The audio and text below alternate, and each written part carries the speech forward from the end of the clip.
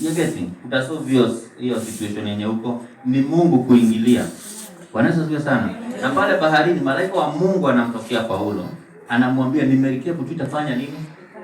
Kwa hivyo wakati hata wewe unafunga, Mungu akikutokea acha na nini? Kufunga. Amen. Kidogo. Hata mimi naambia watu wafunge. But kama kwa hiyo process ya fasting, na kile ulikuwa unafungia Mungu amekutokea. Si uamke na ukule. Si ni kweli? Bwana Yesu asifiwe sana. Nimerikebu sitafanya nini? Nataka usike hata ukienda huko unaambia watu anything ikikukuta unasema hii nimerikebu tu itaisha, lakini mimi sitaisha. Na tunaona huu unabii ukitimia, manake wakati walifika mahali bahari mbili zimekutania, ile merikebu iliweza kuisha, lakini hakuna hata mmoja aliyeisha.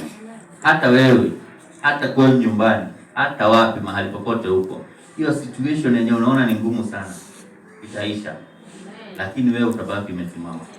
Because God anakurudishia neema yako tena. Mungu anainua mwimbaji hapa tena. Amen. Mungu anainua mtumishi mwingine hapa tena. Mungu anainua mfanyabiashara mwingine hapa. Mungu anainua hicho kipao nani kama kilisha ndani yako. Mungu anakurudisha back into your position. In the mighty name of Jesus. Kuna mfalme mmoja alikuwa anaitwa Nebukadneza. Bwana Yesu asifiwe sana. Soma katika Danieli 4. Nebukadneza akawa na ndoto. Bwana Yesu asifiwe sana. Na ile ndoto ikawa ufalme wake kanyang'anya ufalme na aende aishi kwa msitu miaka 7. Bwana Yesu asifiwe sana. Lakini kwa huo nabii alikuwa ameambiwa ile kisiki kikatwa kitafungwa na chuma. Bwana Yesu asifiwe. Nacho kitaendelea kupata umande wa mbinguni. Bwana Yesu asifiwe sana. Sasa sikiza hapa. Nebukadneza nikawa na imagine, mimi napenda kusoma Biblia na relate na yale mambo iko. Bwana Yesu asifiwe sana. Nikawa na imagine kama president wetu Ruto akuwe na ndoto kama hiyo. Siku moja tu akiwa huko State House na mabodyguard wake na State House controller all that protocol yake. Waone tu rais ameamka, anaanza kutembea, ametoa koti yake, ameweka chini, ametoa shati, ameweka. Mama Rachel amuuliza mzee, kwani kunaendaje? Yeye haongei. Bwana Yesu asifiwe sana. Bodyguard anajaribu kumfuata mzee tu, anaenda atoke State House, aingie hiyo msitu iko hapo. Yes. Right? Apige magoti na aanze kukula nyasi. Bwana Yesu asifiwe sana. Akule nyasi huko na simba na ndovu na kila kitu, wote wako huko.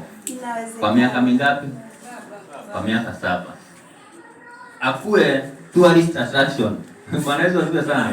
Kwa sababu imagine kama saa hii, dunia mzima isikie rais wa Kenya kwa msituni anakula nyasi. Si watakuja wote. Watakuja kuona hapo. CNN, BBC, Al Jazeera, watu wote watakuja hapo na mavideo zao kuangalia. Do you know, hapa kuna mtu amekuwa kama tourist attraction. Bwana Yesu asifiwe sana.